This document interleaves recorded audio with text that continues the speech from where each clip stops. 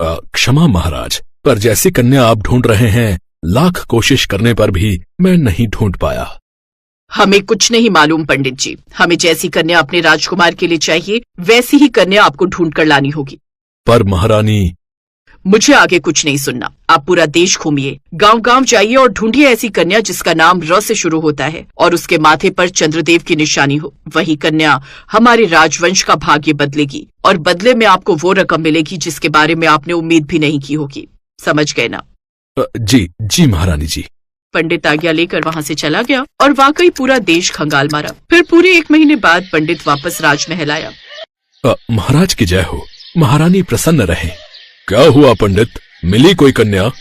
ऐसी खबर लाया हूँ कि आप सुनकर खुश हो जाएंगे। ये देखिए, इस कन्या का नाम है रश्मि और इस पर साक्षात चंद्रदेव का आशीर्वाद है। इसके माथे को गौर से देखिए, अर्ध चंद्र का निशान है महारानी। सारी बात बता दी जिसके बाद। अब समझी बहन जी, र से रश्मि और उसके माथे पर अर्ध चंद्र का निशान भी है। अरे वो तो रश्मि बचपन में गिर गई थी तो चूल्हे के पास बड़ी खड़ी फुकनी लग गई थी इसके माथे पर। हाँ तो क्या हुआ, ये बात तो आपको पता है ना। राजा रानी को तो मैंने ये बताया है कि रश्मि पर चंद्रदेव की कृपा है। पर उन्हें कभी पता चल गया तो? अरे छोड़िए ना सरला बहन, इतना तो चलता है। सोचिए, आपकी बेटी राजघराने की बहू बन जाए, उसके बाद कोई क्या ही कर लेगा। पर पंडित जी, ये तो गलत बात है ना। तू चुप कर, कोई गलत बात नहीं है। पंडित जी सही कह रहे हैं। पर माँ, मुझे कोई राजकुमार नहीं चाहिए। मुझे तो एक सीधा साधा सच्चा और प्यार करने वाला लड़का चाहिए, फिर चाहे उसके पास साइकिल ही क्यों ना हो। लो सुन लो, अरे 8 घोड़े वाला रथ है उनके पास। मैंने अपनी आंखों से देखे हैं वहाँ 8 घोड़े। और ये साइकिल की बात कर रही है बुद्धू कहीं की। और क्या, अब तो मेरी बेटी इतनी अमीर हो जाएगी कि जब मैं चाहूँ 5-10 लाख रुपए तो ऐसी दे देगी मुझे। बहुत ही सुंदर, यही है वो कन्या जो हमारे राजवंश का भाग्य बदल देगी। एक काम करो पंडित, अब तुम ही राजकुमार आदित्य का रिश्ता लेकर इसके घर जाओ और कन्या और उसके परिवार को यहाँ लेकर आओ। जो आ गया महारानी। लेकिन महारानी, वो मेरा काफी खर्चा हो गया है, तो अगर कुछ पहले काम तो पूरा करवाइए पंडित जी। शादी होने के बाद आपको ऐसी रकम दूंगी जिसकी आपने उम्मीद भी नहीं की होगी और शादी करने का अलग से इनाम भी दूंगी। जैसी आपकी इच्छा महारानी जी। इसके बाद फौरन पंडित दूसरे शहर में रश्मि के घर पहुंच गए और फिर अरे बहन जी, भाग खुल गए आपके और आपकी बिटिया के। ऐसा रिश्ता लाया हूँ मैं। क्या तो ऐसे रहे पंडित जी जैसे किसी राजकुमार का रिश्ता लाए हैं किसी राजमहल से। हाँ बिल्कुल ठीक कहा बहन जी, वो रजवाड़े हैं। महाराज विक्रमादित्य और महारानी देवयानी के बेटे राजकुमार आदित्य का रिश्ता लाया हूँ। सच में? पर इतने शाही और अमीर परिवार ने हमारी बिटिया को ही क्यों चुना पंडित जी? फिर पंडित ने रश्मि की माँ से। कुछ दिन बाद आदित्य और रश्मि की शादी हो जाती। आदित्य भी फेरों के बाद रश्मि को लेकर वहाँ से चला जाता है। महारानी, अब तो शादी भी संपन्न हो गई। अब मुझे मेरी वो रकम दे दीजिए जिसकी मैंने आपसे उम्मीद भी ना की हो।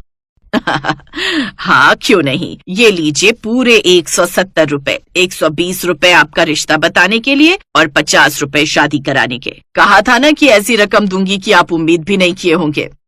हट फटीचर कहीं के। पंडित, तमीज से बात करो हमारी महारानी से। अबे तू चुप रहे, वरना चप्पल मार मार कर तेरी चांद गंजी कर दूंगा, समझा?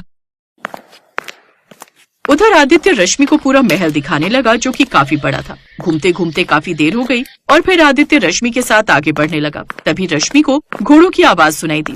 उसे लगा कि किसी खास कक्ष तक जाने के लिए 8 घोड़ों का रथ तैयार होगा। लेकिन आगे बढ़ते बढ़ते महल खत्म हो गया और सामने 2 कमरे नजर आए जिनके पास 8 घोड़े बंधे हुए थे। रश्मि चुराने की कोशिश की, लेकिन महाराज ने उसे चोरी करते हुए देख लिया और उन्होंने अपनी शाही तलवार निकाल ली। फिर क्या हुआ? फिर उस चंदन के बच्चे ने महाराज से तलवार छीन ली और पिताजी को बहुत मारा। मुंह से खून निकाल दिया मार मार के। पिताजी ने भागने की बहुत कोशिश की और इसी भागम भाग में चंदन तलवार पर गिरा और मर गया। बस उसी दिन से वो भूत बनकर इस महल में भटकता है। वो हमें अपनी मौत का कारण मानता है। पता है, रात होते ही अजीब अजीब आवाजें आने लगती है महल में। इसीलिए हमें महल छोड़कर यहाँ इस तबेले में रहना पड़ रहा है। उसने हमारे महल पर कब्जा कर लिया और हमने उसके घर पर। मतलब? पर ये घोड़े?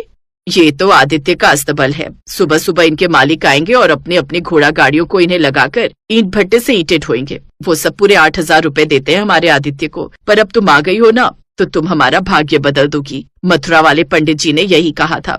रश्मि ने अपने ससुराल की हालत देखकर अपना माथा पीट लिया, लेकिन अब उसे सबसे ज्यादा तरस अपनी माँ सरला पर आ रहा था। इसी तरह कई महीने की गंदगी उठा रही है, ये देखकर रश्मि वहीं बेहोश हो गई।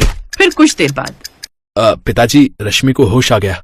महारानी, बहुरानी के लिए पानी लेकर आओ। देवयानी जिस लोटे में पानी लेकर आती है वो लोटा पिचका हुआ था और उसमें से पानी भी टपक रहा था। वो घोड़े ने पैर रख दिया था ना इस पर, लेकिन लोटा धुला हुआ है कसम से। महाराज विक्रमादित्य, महारानी देवयानी, राजकुमार आदित्य, ऊपर से महल पर, नीचे से फटीचर ससुराल। हे भगवान, वाह क्या किस्मत है मेरी। हमारा मजाक मत बनाओ, हमारी मजबूरी सुनोगी तो तुम भी रोने लगोगी। अच्छा बताओ तो क्या मजबूरी है आप सबकी?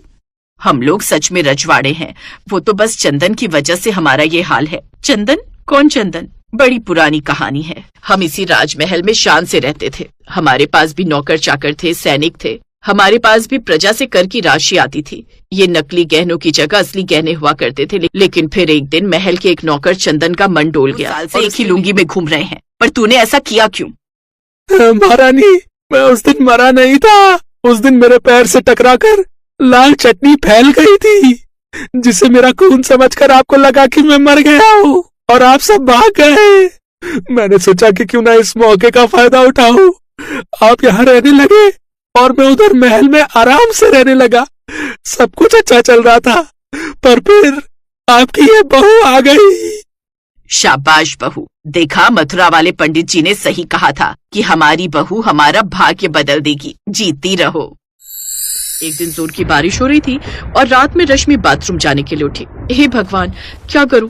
इस तबेले में तो कोई बाथरूम भी नहीं है, खुले में जाना पड़ता है और बाहर इतनी जोर से बारिश हो रही है। अब मैं क्या करूं? हाँ, एक काम करती हूँ, महल में चली जाती हूँ। वहाँ तो जरूर बाथरूम होगा, लेकिन वहाँ तो चंदन की आत्मा होगी ना। अरे रश्मि, क्या बोली जा रही है? भूत वूत कुछ नहीं होता। चल चल, जो होगा देखा जाएगा। बड़ी हिम्मत करके रश्मि महल के बाथरूम तक पहुंची, लेकिन तभी उसे चंदन की डरावनी हंसी सुनाई दी और भागने की आवाज आई। भागते चंदन का पैर कांच पर पड़ा और वो जोर जोर से चीखने लगा। ये सुनकर रश्मि हैरान थी। फिर अगले ही पल उसकी हंसी छूट गई। उसने झट से वहाँ लटक रही बल्ब की तार चंदन के कानों में लगा दी और करंट खाकर चंदन बेहोश हो गया। अगली सुबह चंदन कुर्सी से बंधा हुआ था और उसके आसपास विक्रमादित्य का पूरा परिवार खड़ा होकर उसे घूर रहा था। माफ कर दो महाराज, गलती हो गई। अबे, तू जिंदा है और तुझे भूत मानकर हम यहाँ अमीर से फकीर बने घूम रहे हैं। नास बेटे, तेरी वजह से महाराज पिछले